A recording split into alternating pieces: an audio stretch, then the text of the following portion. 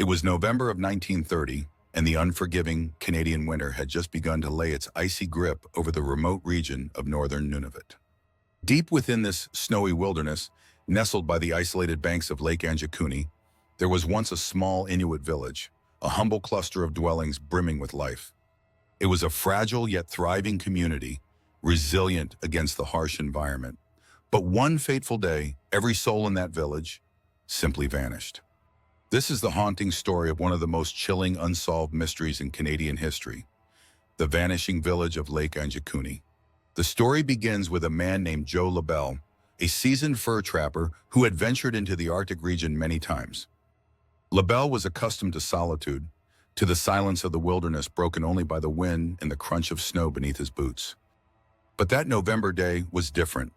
As he approached the small Inuit settlement on the shores of Lake Anjikuni, a familiar place where he had often stopped for shelter and friendly conversation, Joe couldn't shake the eerie feeling that something was wrong. When LaBelle arrived, the village he had known so well was silent. Not just silent in the sense of stillness, but deathly silent, eerily devoid of voices, movement, or any of the familiar sights and sounds of daily life. Homes stood deserted, fishing gear lay untouched, half-completed tasks seemed frozen in time, as if the villagers had simply walked away mid-action. And the people? Not a single person was there. Every inhabitant, men, women, and children, was unaccounted for. They were gone, as though they had been plucked from existence. Understandably rattled, LaBelle started searching for answers. Moving cautiously between the small, snow-dusted huts, he found no signs of struggle, no bloodstains, no footprints leading away from the village into the snow-laden wilderness. The kayaks that should have been on the shore were still tied up, unused. It was almost as if the 30 or so inhabitants of the village had stepped out and vanished into thin air. But things only got stranger. Inside one of the huts, LaBelle found a pot of stew hanging over a cold fire pit. It had frozen solid in the bitter Arctic chill, suggesting it had been abandoned mid-meal. Elsewhere, he discovered provisions and supplies that no one in their right mind would leave behind willingly, especially in such an unforgiving landscape. It didn't make sense. Wherever the villagers had gone, they departed in haste, but left crucial tools, clothing, and food behind, essentials they would need to survive the elements. By now, LaBelle was deeply alarmed. He hastened to a nearby telegraph station and sent out an urgent message to the Canadian authorities, who promptly launched an investigation. When members of the Royal Canadian Mounted Police, RCMP, arrived, they combed through the village inch by inch. Their findings corroborated LaBelle's account. The people of Lake Anjikuni were simply gone. According to reports, the investigators came upon a truly chilling discovery. The village burial ground, a sacred space where the Inuit laid their dead to rest, had been disturbed. Several graves had been opened, and their contents were missing. But here's where it gets even more unnerving. There were no signs of damage or tampering that you would expect from scavengers or animals. The graves appeared to have been deliberately emptied by someone or something.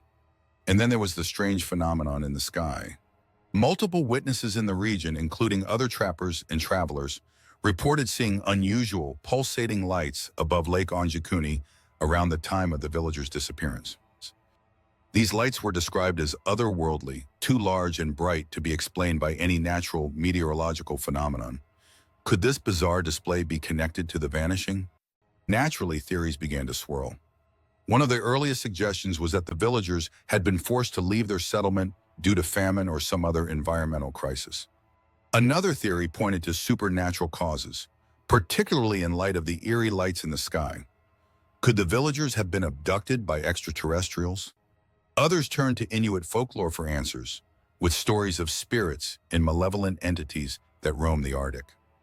One of the earliest suggestions was that the villagers had been forced to leave their settlement due to famine or some other environmental crisis. But this explanation raised more questions than answers. Why abandon supplies and food sources? Why were there no tracks in the snow leading away from the village? And why disturb the graves? Another theory pointed to supernatural causes, particularly in light of the eerie lights in the sky. Could the villagers have been abducted by extraterrestrials?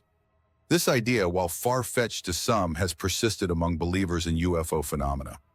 They argue that the peculiar circumstances of the village's disappearance, the lack of physical evidence, the undisturbed nature of the settlement, and the reports of strange lights align with accounts of alien abductions. Others turn to Inuit folklore for answers.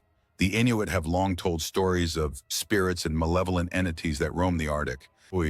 One such legend describes the Tornraks, powerful spirits capable of possessing or abducting humans. According to this line of thinking, the villagers could have been lured away or taken by such an entity. Skeptics, meanwhile, have questioned the authenticity of the story altogether. Some scholars argue that the tale of the vanishing village may have been exaggerated or even fabricated over the years, blending folklore with real-life events to create a more sensational narrative. Certain details, like the empty graves, have been contested by some modern researchers who suggest the accounts may have grown embellished in repeated retellings. Yet even with these debates, the mystery remains. To this day, no definitive evidence has been found to explain the disappearance of the Lake Anjikuni villagers. Their fate is a question mark, a shadow that lingers over the frosted landscape. For those who stand on the shores of Lake Anjikuni today, the place holds an almost oppressive silence, a heavy absence that seems to echo the past. What truly happened to the men, women, and children who once called this frozen village home? Were they victims of an environmental calamity, a supernatural force, or perhaps something far beyond our understanding? As for Joe LaBelle, he never sought the spotlight. He eventually faded back into the anonymity of the wilderness, carrying with him the haunted memory of a village full of life one moment and utterly empty the next. What happened at Lake Anjikuni in November of 1930 remains one of Canada's most chilling unsolved mysteries.